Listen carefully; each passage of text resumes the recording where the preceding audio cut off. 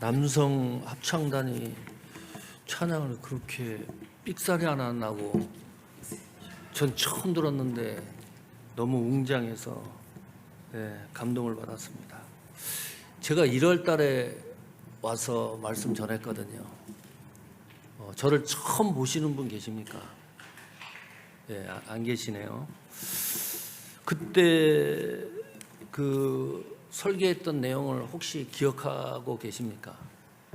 마태복음 6장이었는데 먼저 그의 나라와 그의 의를 구하라. 조건절이라 그랬습니다. 그래야 하면 내가 이 모든 것을 너희에게 더하시리라. 더하는 축복의 여행을 잘 하고 계십니까?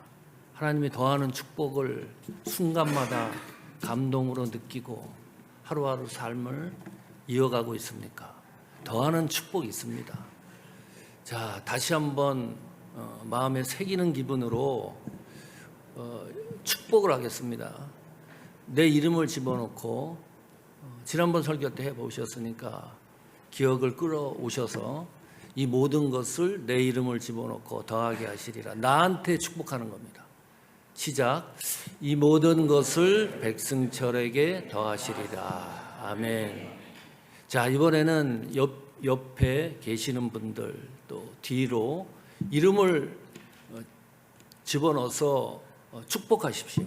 하나님 말씀대로 그대로 되어지기를 소망하는 마음을 담아서 이 모든 것을 윤혜구 목사님, 송채원 장로님, 새벽이슬교회 공동체에게 더하기를 축원합니다. 아멘. 그렇게 되기를 축복합니다. 말씀이기 때문에 되는 겁니다. 오늘 이 말씀의 여정도 쉽지 않습니다. 굴곡이 있고 대하기 힘든 부분들도 있습니다. 말씀을 통해서 주시고자 하시는 두 가지 설교 제목에 분명하게 나와 있죠. 교회가 무엇인지 예배를 통해서 정립이 확실하게 되면 좋겠고, 또 내 신앙을 지탱하는 힘, 사역을 지탱하는 힘, 믿음의 여정을 견디게 하는 힘의 출처가 어딘지를 확인하는 그런 설교의 여정이 되기를 축원합니다. 바울이 세 번째 선교 여행을 종결하고 예루살렘 총회로 복귀합니다. 선교 보고하겠죠. 그리고 계획이 안디옥 교회를 방문하는 거였습니다. 왜냐하면 이 안디옥 교회에서 선교사로 파송했잖아요. 이 안디옥 교회가 공식적인 세계 최초로 선교사를 파송한 교회입니다. 바울과 바나바를. 그러니까 당연히 안디옥 교회에 가서 보고를 해야 되겠죠. 1차 선교여행, 2차 선교여행 때도 안디옥 교회에 가서 보고를 했어요. 그런데 어찌된 일인지 시스템이 무엇이 잘못됐는지 안디옥 교회로 향하지를 못합니다. 여기서 종결이에요. 바울은 이날 이후로 안디옥 교회를 방문하지를 못합니다. 여기서 영원한 이별이 돼요. 왜 그럴까요? 예루살렘에서 체포되었기 때문입니다. 가고 싶어도 못 가요. 만나고 싶어도 못 만나요. 주일날 여러분 새벽이슬교회 예배당에서 예배드리기 위해서 이 공동체가 정한 시간에 모여가지고 얼굴을 대하고 시선을 마주치면서 예배드리는 거 너무 행복한 겁니다. 그러지 못하는 순간이 바울에게는 도래했어요. 영원히 이별이에요. 왜 그럴까요? 왜 바울은 예루살렘에서 체포되었을까? 가짜 뉴스 때문입니다. 신구약 성경에서요, 가짜 뉴스 때문에 인생 나락간 인물이 바울입니다. 일반적 시간으로 보면 심각한 겁니다. 이 가짜 뉴스 때문에 체포되고요, 감옥에 가고 나중에는 죽어요. 참수형으로. 이런 인생이 어디 있습니까? 비극적인 인생이에요. 그러나 성경적 시각으로 보면 다르지요. 이 바울 때문에 복음이 로마로 들어가서 전 세계에 복음이 들어가는 기초를 세운 분이 바울입니다. 잊을 수가 없지요. 우리나라도 이 가짜뉴스 때문에 나락간 사람들이 많습니다. 혹시 이 새벽이슬교회도 가짜뉴스 때문에 힘들어한 분 계십니까? 이 공동체 안에도 가짜뉴스가 들어오면 휘청휘청거립니다. 그 진짜인 줄 알아요. 그 김건모 가수가 있습니다. 혹시 아시는 분 있죠? 네. 저희 세대는 다 알 거예요. 이 무슨 여성 접대부를 성추행했다 그래가지고 가짜 뉴스로 재판에서 판결이 나왔어요. 6년 동안 아무 일도 못합니다. 그 6년 동안에요, 아버지 돌아가시고 어머니 돌아가시고 결혼했는데 파혼당하고 완전히 이 타블러라는 이 젊은 친구가 있습니다. 이 결혼했는데 스탠포드 나온 가수예요. 석사 출신입니다. 우리나라가 뒤집어졌어요. 석사 출신이 아니다. 가짜다. MBC에서 취재를 했어요. 편성을 해가지고 다 조사를 해보니까 진짜 맞아요. 안 믿어요.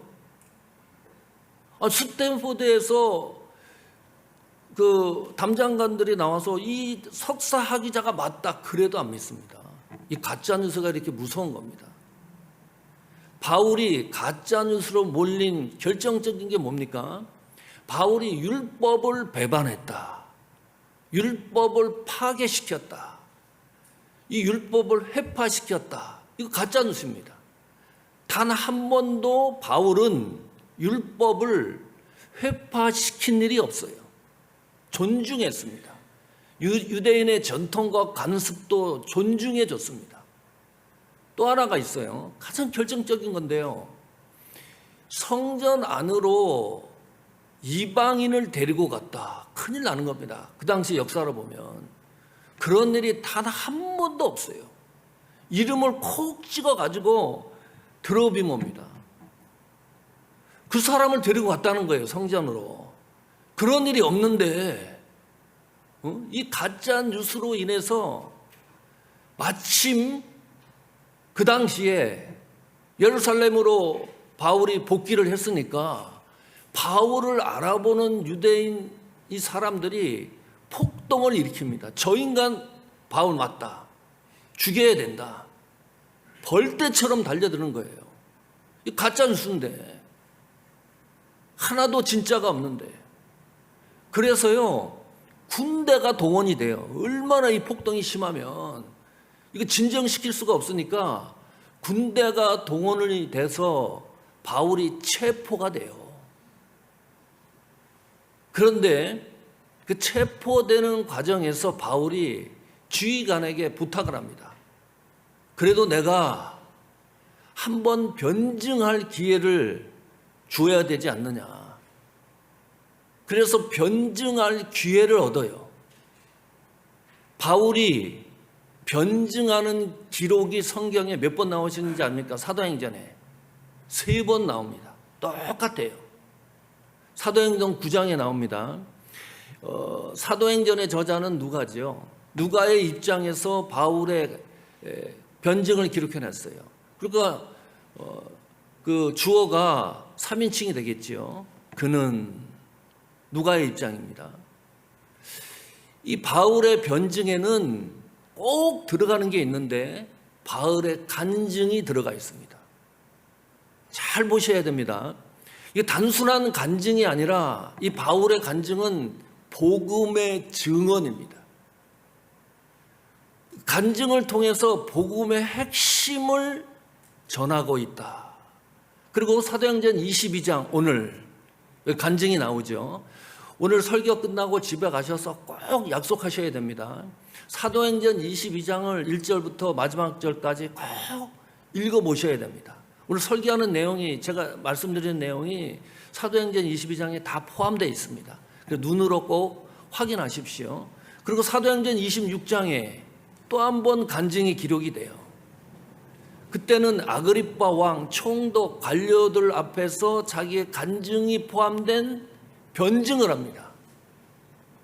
이건 정치인들 앞에서 하는 거예요.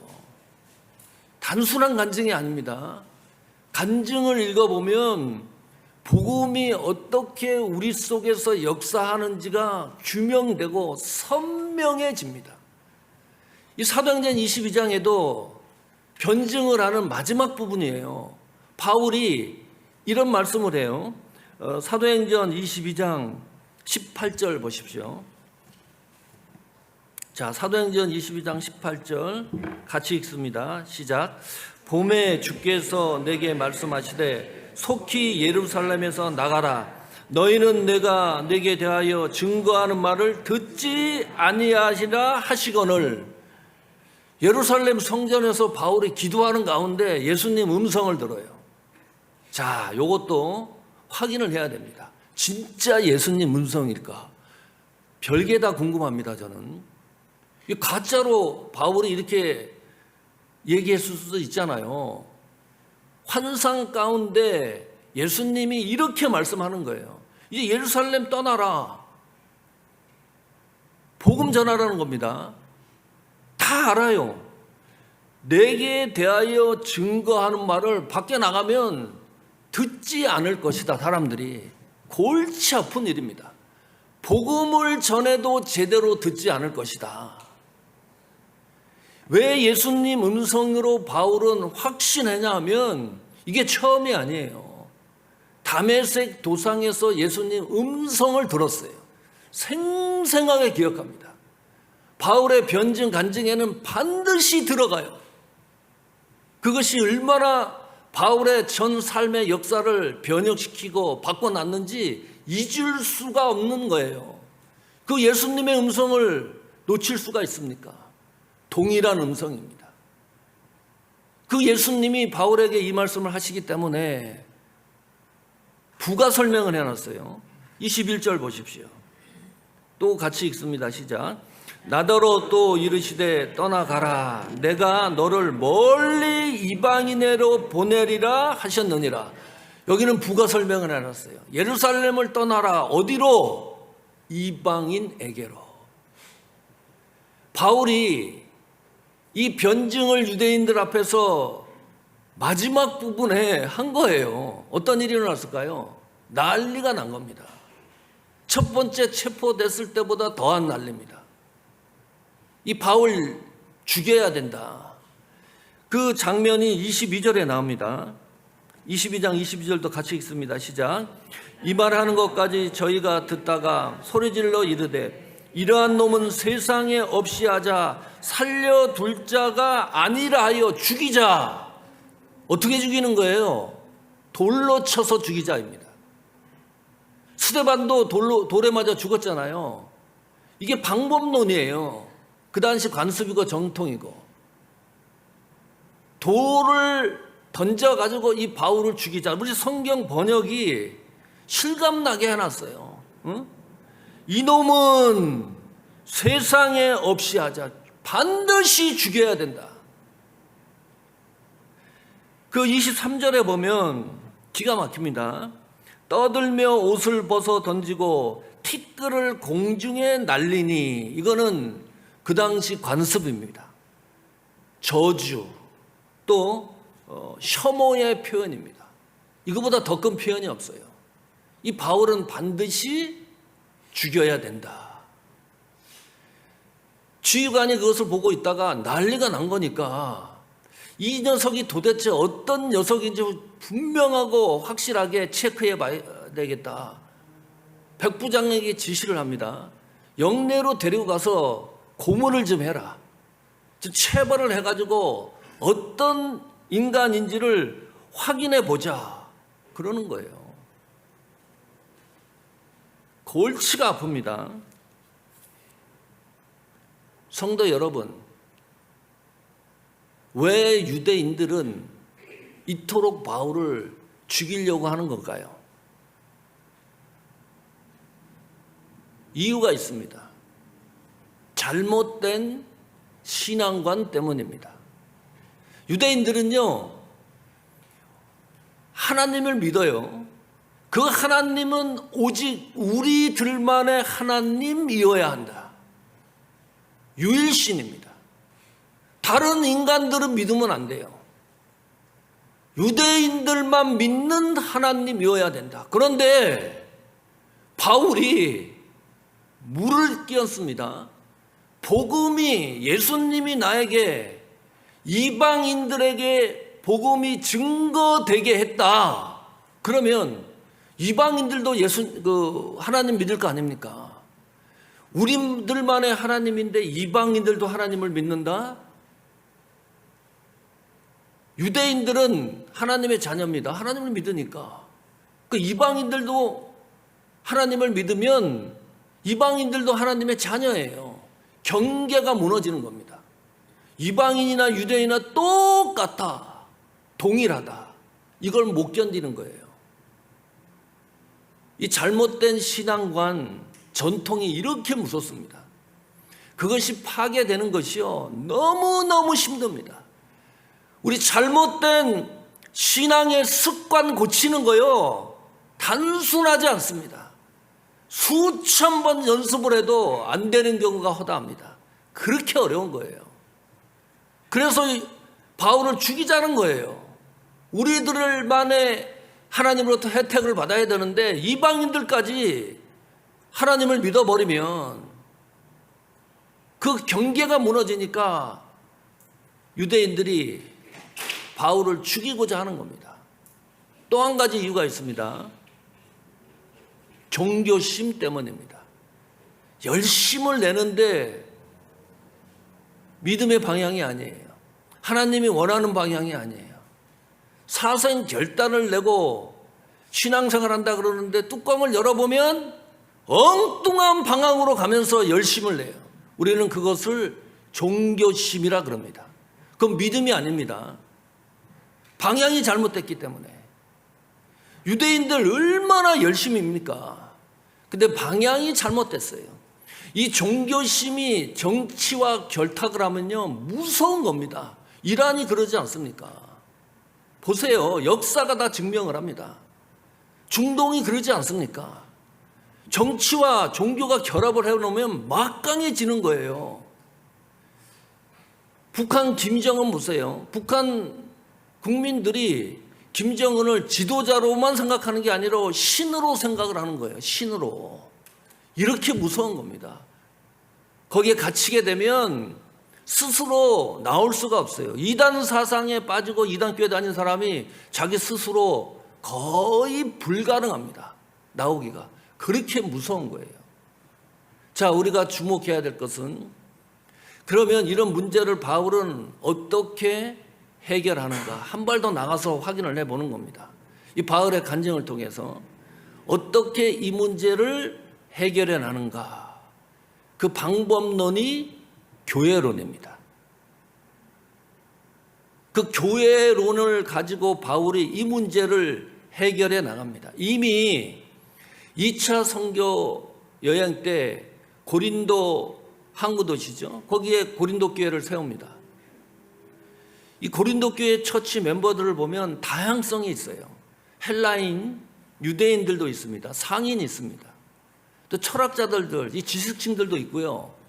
노예 신분, 하급층에 있는 사람들도 모여 있는 교회입니다. 아주 이상적인 교회죠. 교회가 흑인들만 모인다?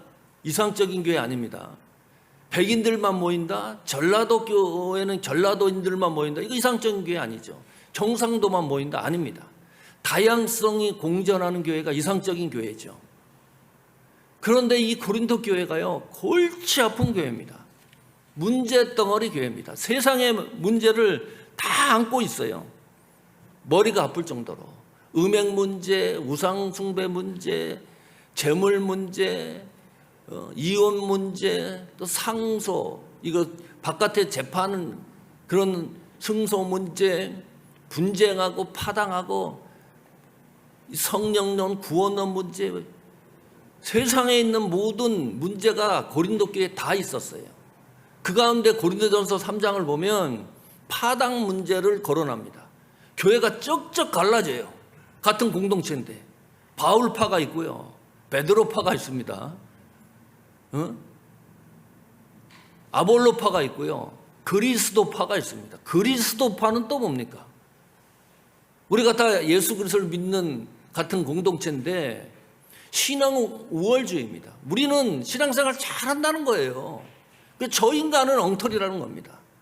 그것을 또 파당을 만들어 가지고 이 고린도 교회가 쩍쩍 갈라져요.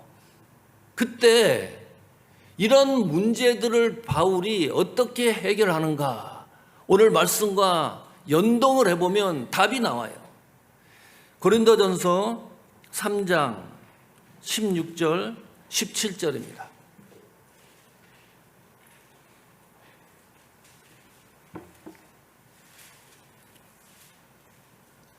다 찾으십시오.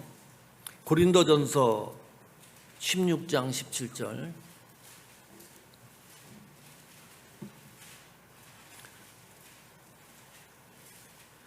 고린도전서 3장 16절 17절 이 말씀이 교회에 대한 정의 세 가지를 분명하게 해놓고 있습니다. 그것을 가지고 해결하려고 그러는 거예요. 유대인이 죽이려고 하는 그 문제도 여기에 해답이 다 들어있습니다. 자, 같이 읽어보겠습니다. 16절 17절 시작. 너희가 하나님의 성전인 것과 하나님의 성령이 너희 안에 거하시는 것을 알지 못하느냐. 누구든지 하나님의 성전을 더럽히면 하나님이 그 사람을 멸하시리라. 하나님의 성전은 거룩하니 너희도 그러하니라. 이 말씀을 예루살렘에서 바울을 죽이고자 달려드는 유대인들 모를까요? 이거 2차 선교 여행 때 고린도 교회에서 분쟁에 있는 것을 바울이 해결하는 그 문장입니다. 첫 번째, 교회는 건물이 아닙니다. 사람이 교회입니다.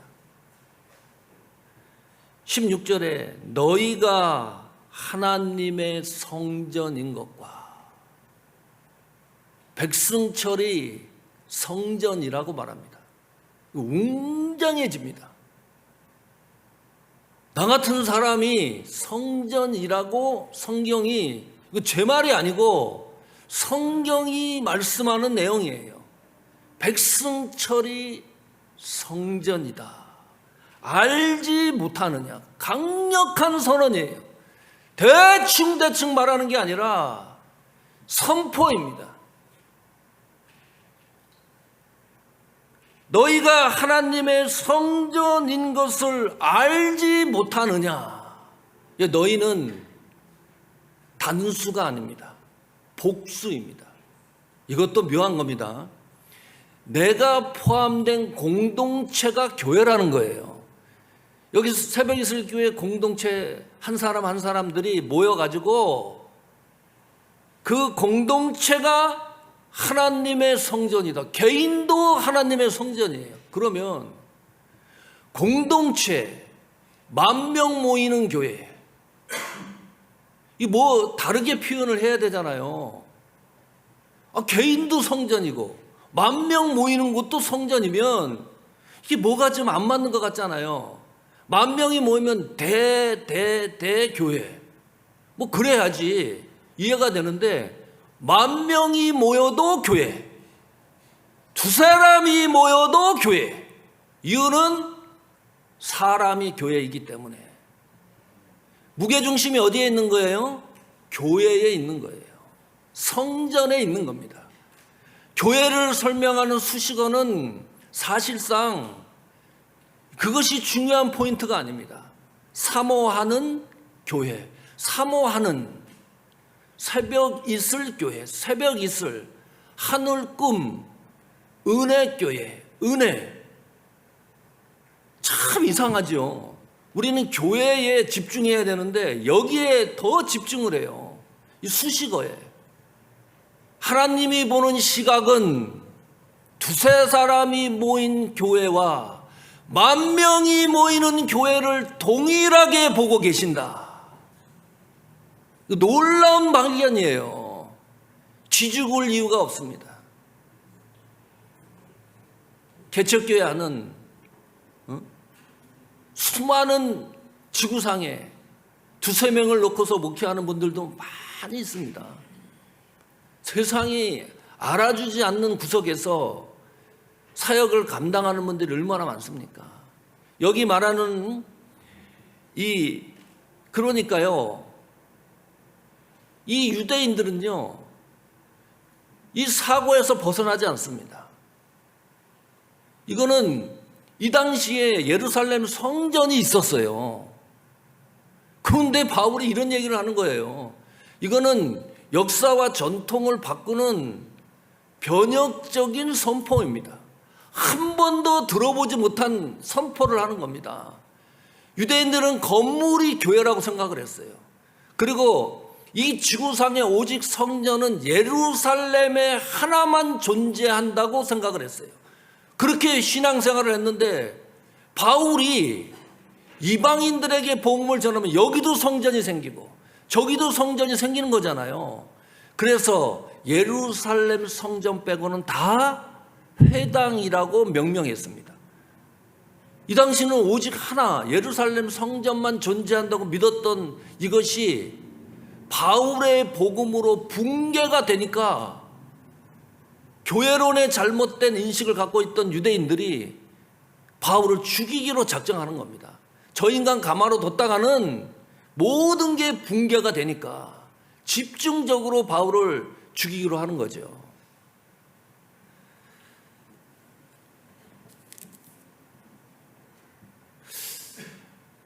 우리 사모하는 교회 소식을 좀 전해드리는 게 좋겠다.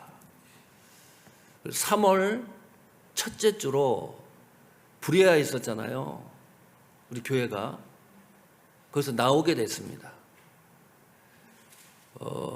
2달 전에 알았는데 오후 시간에 오후 1시에 예배를 드리기 때문에 저희가 계속 가능할 걸로 생각을 했는데 이유는 그 하늘꿈 교회하고 다른 교회가 연합을 계획을 하고 있었습니다.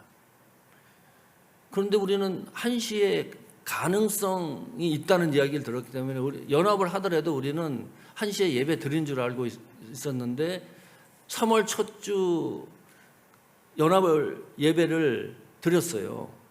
가만히 보니까 있을 상황이 아닙니다. 2시에 거기 청년들이 사용을 하고요. 정확하게 알아보니 1시 30분부터 청년들이 모여서 예배를 드려야 된다는 소식을 듣습니다. 그럼 나와야지 저희가 빨리. 그래야 연합도 잘 순조롭게 이제 진행이 되니까. 3월 1일 날 확실하게 그 상황을 파악을 하고 이제 결심을 합니다. 3월 첫 주 예배 드리고 우리는 보따리 싸가지고 나온다. 그 나왔어요. 일주일 동안 눈물 나대요. 어디서 예배 드릴 장소가 없어요. 응? 그래서 일주일 동안 교회 짐을 다 끌어왔습니다. 그 3월 첫 주 지난 월요일이 우리 노예가 있었어요. 그 장로님에게도 말씀드렸어요. 우리 교회가 나오게 됐다. 장로님이 또 힘 있는 말씀을 주셨고 그때부터 제가 알고 있는 분들한테 다 문자를 띄웁니다. 우리 교회가 나와서 예배드릴 장소를 지금 찾고 있으니 정보가 있으면 좀 알려달라. 윤혜그 목사님한테도 말씀드리고 통화도 많이 하고. 그런데요, 너무나 놀라운 거는 우리 사모하는 교회를 이렇게 사랑하는 사람이 많은지를 제가 처음 알았습니다. 이 교회 자리가요 너무 많이 들어와요. 뭐 코스타메사 이 터스튼 지역에도 들어오고요. 또 우리 종아종건이 청년회에서 청년들이 또 기도하면서 또 이 청년들도 막 알아보고 순식간에 진행이 되는데 3일 만에 교회 장소가 확정이 됩니다.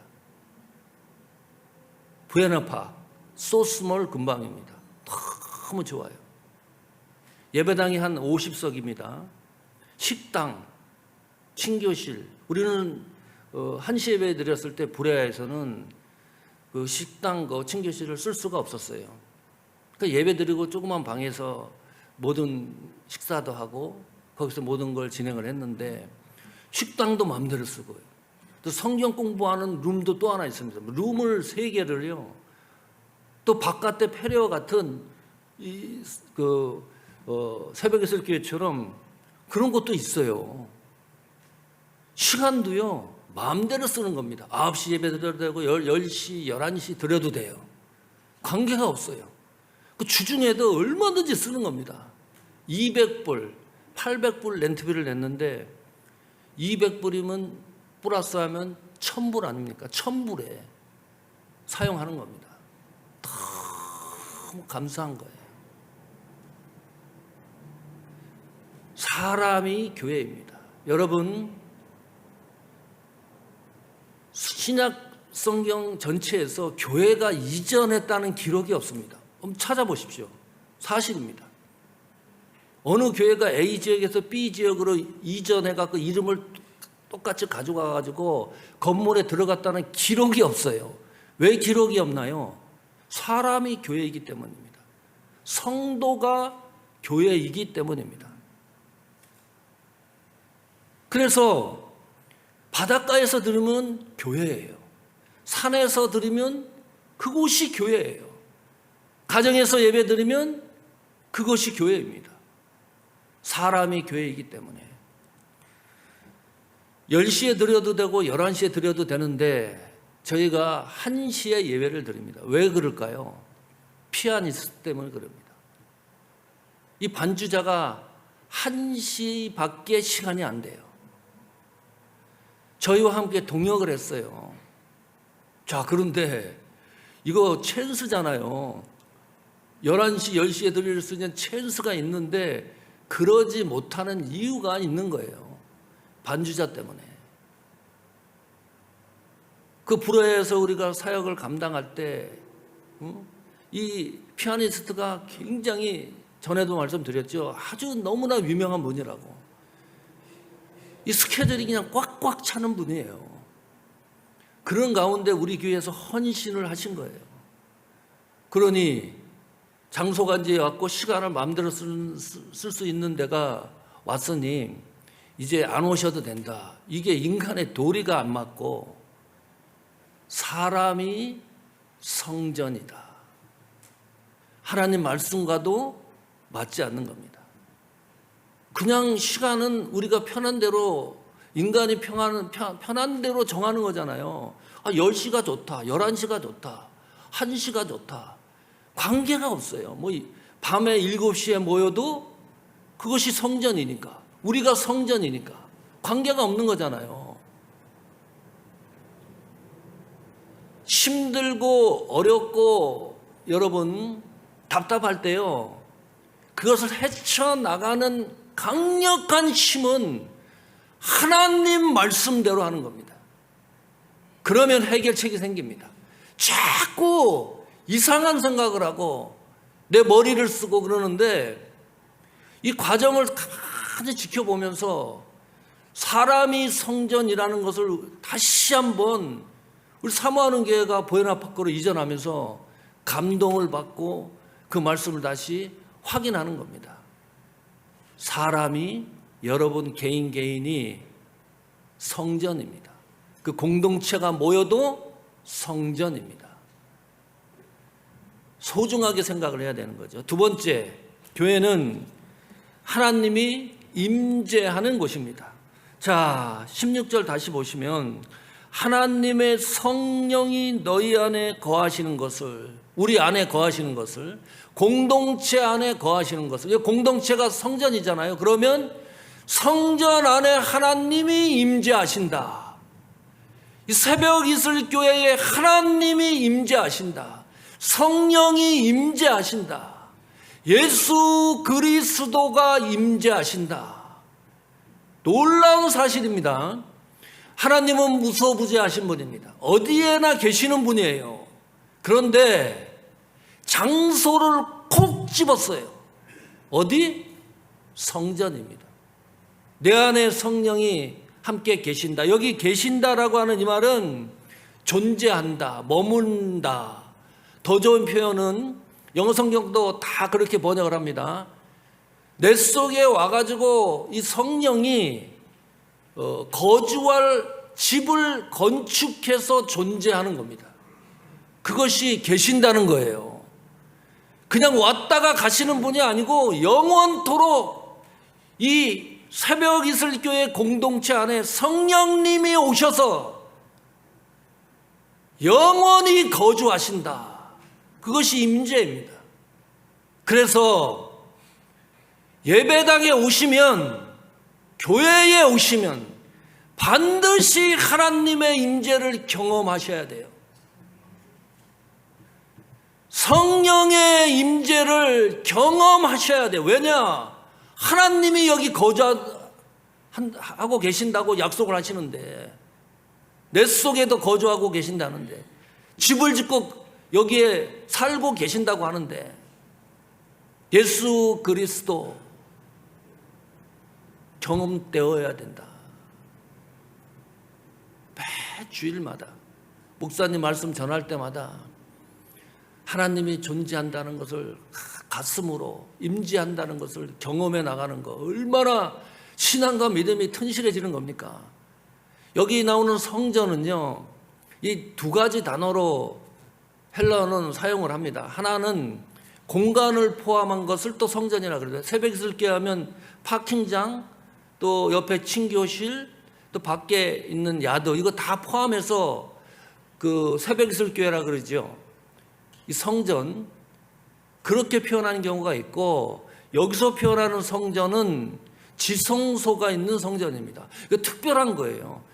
그 구약시대 지성소는 하나님의 임재를 증언하는 곳입니다. 하나님이 정말 교회 안에 임재한다는 걸 사람들이 눈으로 확인하게 만드는 성전을 말해요. 그 성전을 얘기를 합니다. 그 우리는 하나님의 임재를 경험해야 됩니다.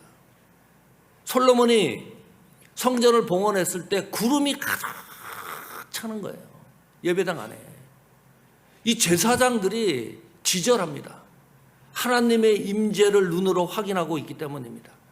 광야 시대의 구름 기둥과 불 기둥으로 하나님의 임재 인도를 경험하잖아요. 그 광야 교회 성전에서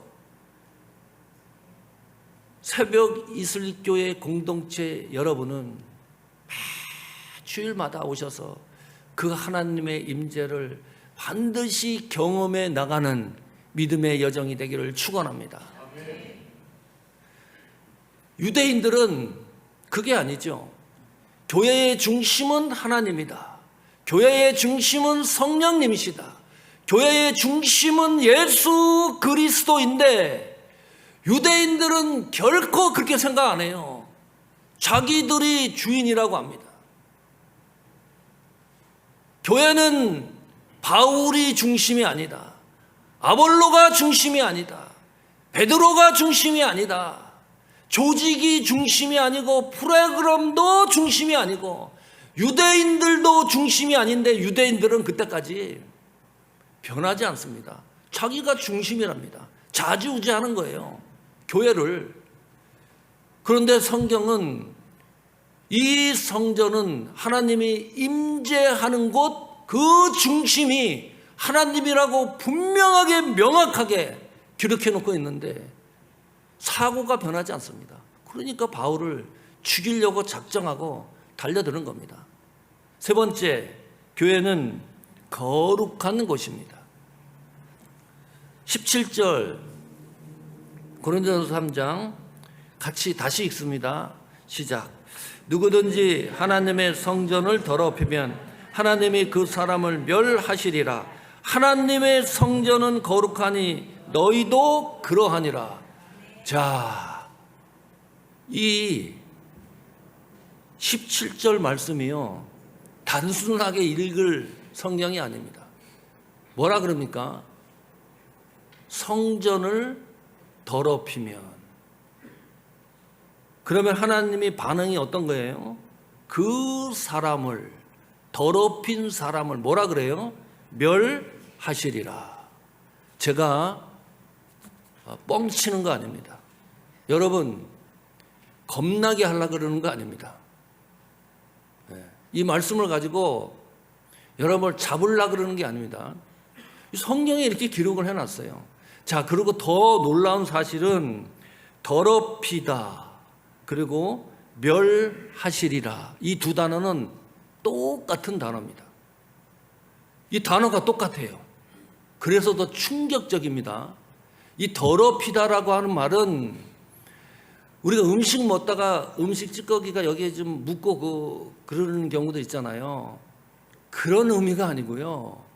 파괴시키다, 망가뜨리다, 타락하게 하다. 교회를, 이 공동체를 완전히 쑥대밭으로 만드는 겁니다. 훼손시키는 겁니다. 다시 재상할 수 없을 정도로 교회를 회파시키는 것이 더럽히다의 뜻입니다. 자, 그런데 이 똑같은 단어라 그랬어요. 멸하시리라. 파괴시키면, 이 말씀에 적용을 하고 보면 그 사람을 하나님이 파괴시킨다는 거예요. 성경을 갖다가 그대로 논리적으로 말씀드리는 거예요. 교회를 망가뜨리면 그 사람을 누가? 하나님이 똑같이 망가뜨릴 것이다. 이거 무서운 거예요. 그냥 대충 들어서는 안 되는 내용입니다. 왜? 교회는 거룩하기 때문입니다. 성도 여러분, 우리는 하나님을 기쁘게 합시다. 하나님을 영화롭게 합시다. 모든 게 좋습니다. 감사합니다. 여기에 많이 익숙해져 있는데요, 하나님이 싫어하는 것에는 너무나 무뎌 있습니다. 그 신앙생활 하다 보면요, 너무나 하나님이 너무너무 싫어해. 그런 쪽에는 별 관심도 없고요, 내 생각과 마음과 감과 정서가 무뎌져 가지고 이 하나님의 감정을 놓칠 때가 너무 많아요. 예수님이 이 땅에 오셔가지고 자기 감정, 신이 감정을 노출할 액션, 행동으로 보인 것이 성전에서 일어나지 않습니까? 그냥 말로 하지 않아요. 막 집어 던지지 않습니까, 예수님이? 이 거룩이라는 말은 분리입니다. 하나님께 속한 상태라는 거죠. 이 거룩이라는 뜻이. 그래서 우리는 다름이 있어야 돼요. 이 새벽 이슬교회는 다름이 있는 교회입니다. 성도 여러분, 우리 개인들은 성도입니다. 우리도 세상 사람들과는 다름이 있어야 돼요. 똑같다. 이것은 거룩이 아닙니다. 생각하는 거, 판단하는 거, 결정하는 거, 인간관계 맺는 거, 행동하는 거, 내가 말하는 언어, 시간, 모든 것들이 다름이 있어야 된다. 그것이 거룩입니다. 이것도 아니고 저것도 아니고 이건 거룩이 아닙니다. 이 거룩이라는 단어가 분리 아닙니까? 유대인들은 이것을 어떻게 사용합니까? 분리의 개념으로 사용해요. 우리는 이방인들과 다른 족속이다. 이방인과 다른 사람들입니다. 거룩을 어떻게 거기에 사용을 합니까? 예? 교회는 사람입니다. 여러분들이 교회입니다. 성도가 교회입니다. 두 번째, 교회는 하나님이 임재하는 곳이다. 놓치지 맙시다. 그리고 세 번째, 교회는 거룩한 곳이다. 자, 바울이 마지막 그 내용을 증거를 하고서 난리가 났잖아요. 그래, 지휘관이 가만히 듣고 보니까 이 골치가 아프거든요. 그래서 백부장에게 지시했다 그랬습니다. 이 고문 좀 해봐라. 그때 바울이 백부장에게 고문당하기 직전에 이 바울이 힘차게 얘기하는 게 있습니다. 내 이놈, 내가 누군지 아느냐? 내가 이래봬도 로마 시민권자로다. 깜짝 놀래요. 왜냐하면 로마 시민권자에게는 재판 없이 고문할 수가 없습니다. 강력한 위력이에요. 그래 이 백부장이 놀래가지고 자기 직속 상관한테 가서 보고합니다. 고문하려다 보니까 이 녀석이 로마 시민권자입니다. 그 지휘관이 바울을 다시 만나요. 그 대화하는 장면 사도행전 22장 다시 돌아오십시오. 22장 28절 29절입니다. 사도행전 22장 자 28절부터 읽어볼까요? 사도행전 22장 28절 시작. 천부장이 대답하되 나는 돈을 많이 들여 이 시민권을 얻었노라. 바울이 가로되 나는 나면서부터라 하니 틀려요. 이것도 예. 우리 애들이 미국에서 태어났거든요. 그 여권에 보면 여기서 태어난 게 아주 선명하게 찍혀 있죠. 우리는 태어난 곳이 코리아로 나옵니다. 시민권자지만 이 천부장은 돈 들여갖고 시민권 얻은 사람이에요. 그래서 놀랄 수밖에 없죠. 그래서 29절 한번 보십시오.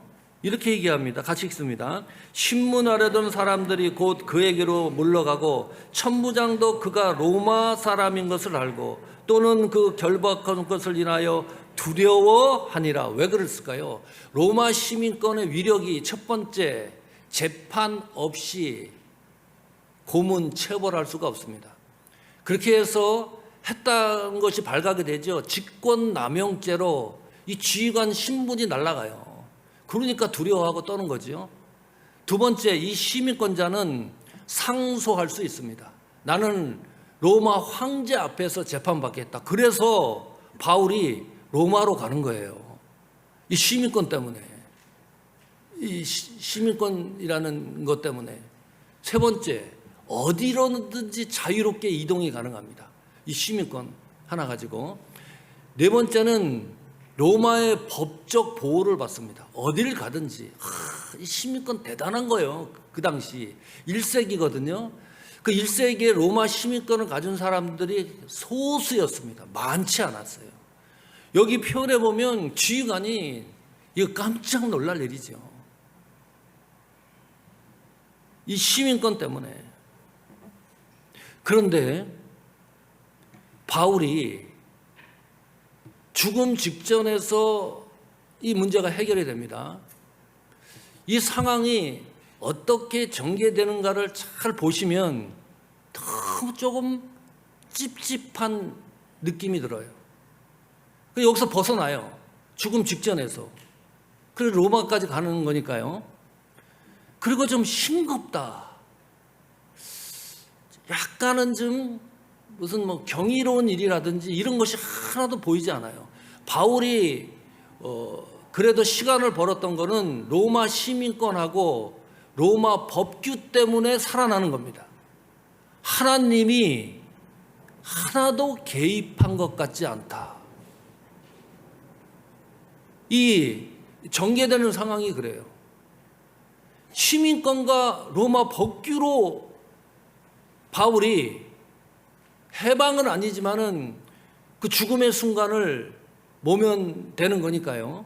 자, 그러면 바울은 능력이 없는 사람인가요? 바울 사역할 때 보면 하나님이 바울에게 사역을 감당할 수 있도록 초자연적인 은사를 주셨습니다. 병든 사람도 고치고 귀신 들린 자도 쫓아내고 바울이 손수건 앞치마를 만지기만 해도 병자가 낫고 그런 일이 일어나잖아요. 그리고 죽은 자도 살립니다. 바울이. 보통 능력자가 아닙니다. 그 유두고도 살립니다. 바울이 하나님의 주신 초자연적인 능력도 사용하지 않습니다. 이 과정을 보면 기적과 스페셜한 것이 없어요. 또 하나 그러면 이런 생각을 합니다. 바울 개인에게는 어떤 하나님의 초자연적인 은혜가 있었을까? 사역을 감당하면서. 그런 생각해 보신 적 있습니까?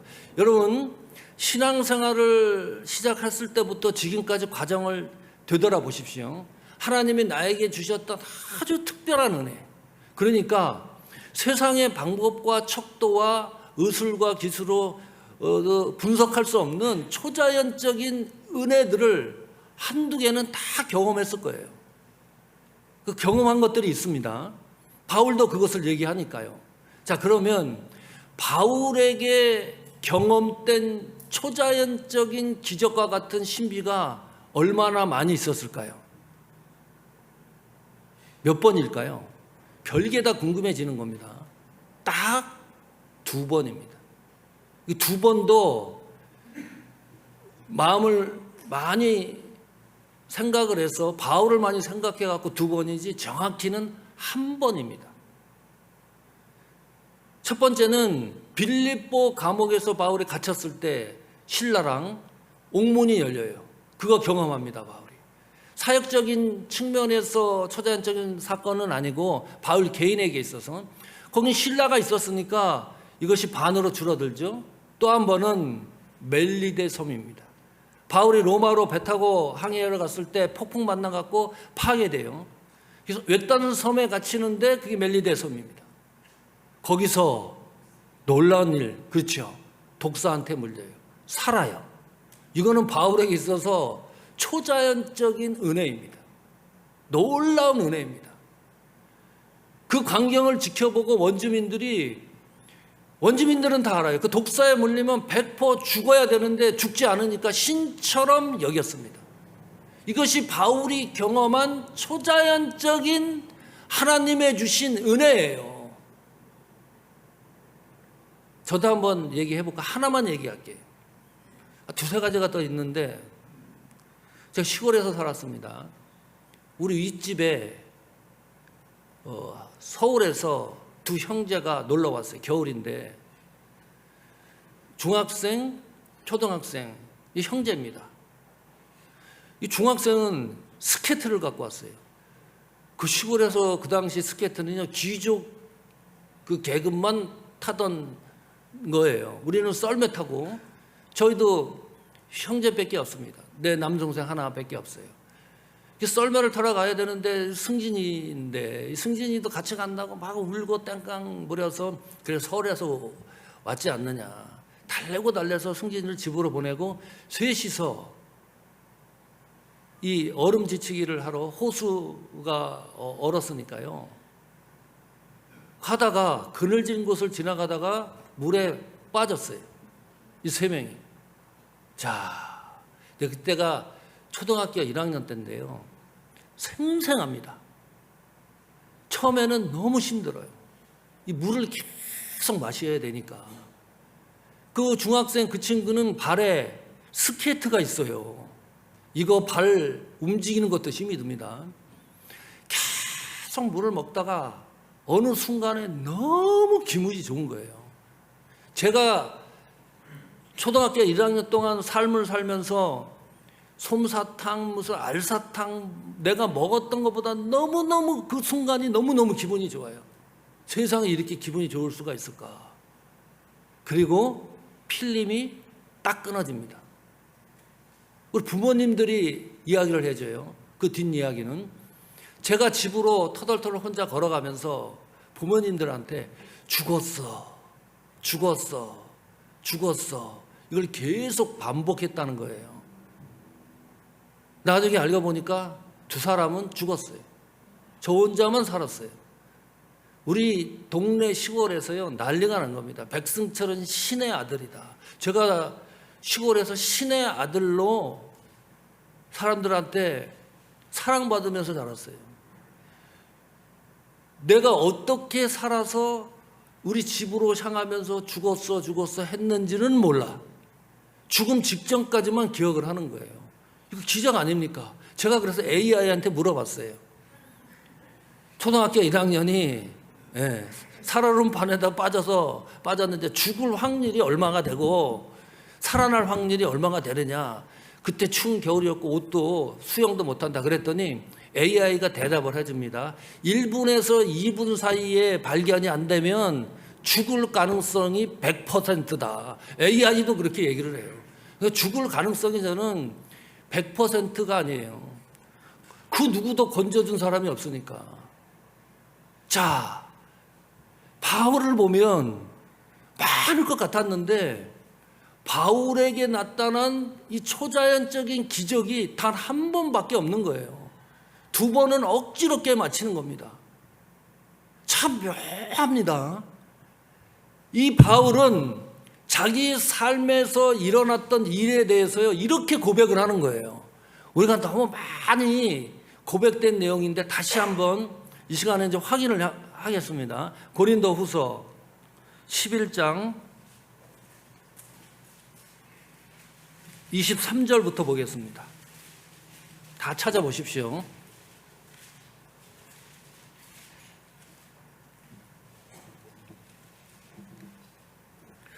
자, 고린도후서 11장 23절, 24절, 25절까지 연장 계속 읽어보겠습니다. 시작.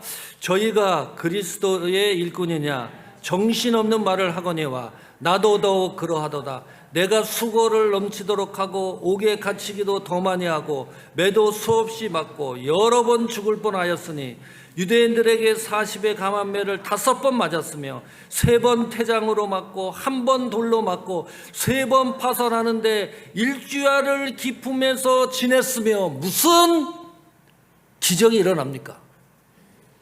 무슨 초자연적인 역사가 일어납니까? 하나님이 없는 것 같아요. 바울 곁에. 돌로 맞으면 그대로 맞아요. 파산하면 그대로 파산돼요. 수고하면 그대로 수고해요. 매를 맞으면 그대로 또 매를 맞아요. 그 얘기를 기록해 놓고 있어요. 뭐가 여기에 초자연적인 능력, 기적, 하나님이 개입한 사건을 발견할 수가 있습니까? 그대로. 넘어지면 넘어지는 대로.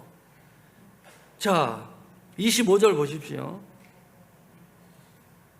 27절, 26절, 27절도 같이 읽어볼까요? 26절입니다. 시작.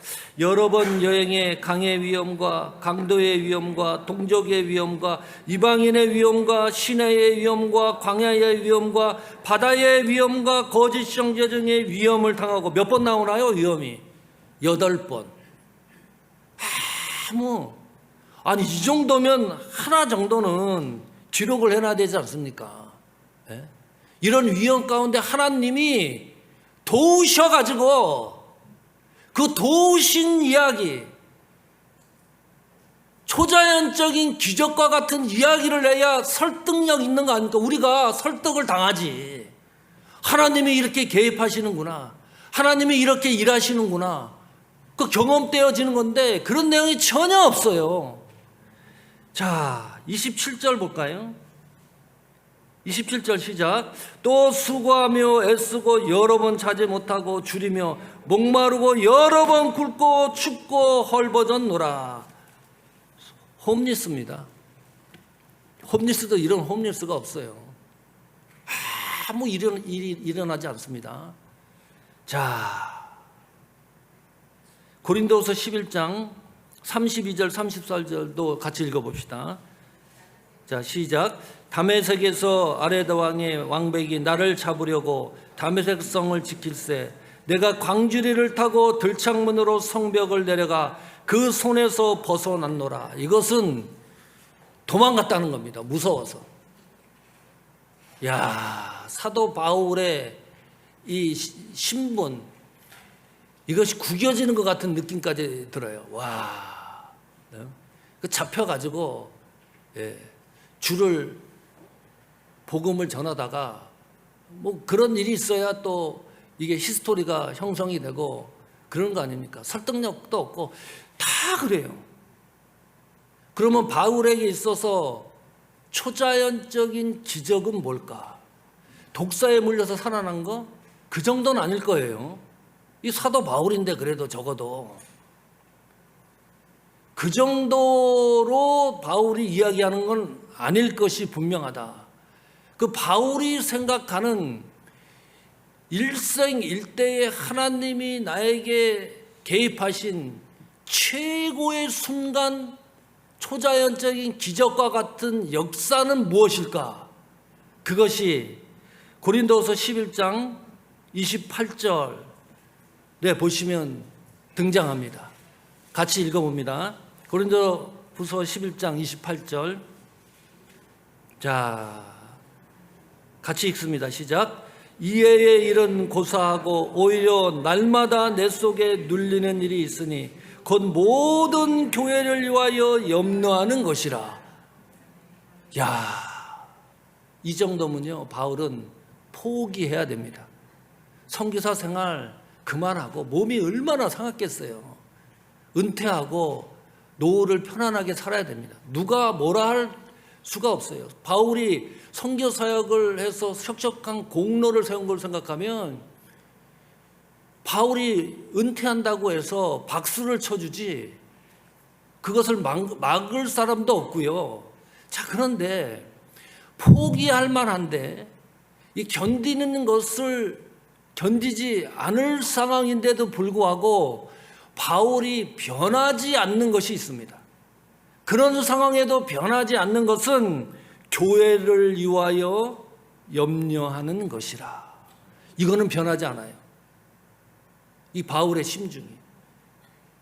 이것이 바울에게 향하신 하나님의 초자연적인 은혜입니다.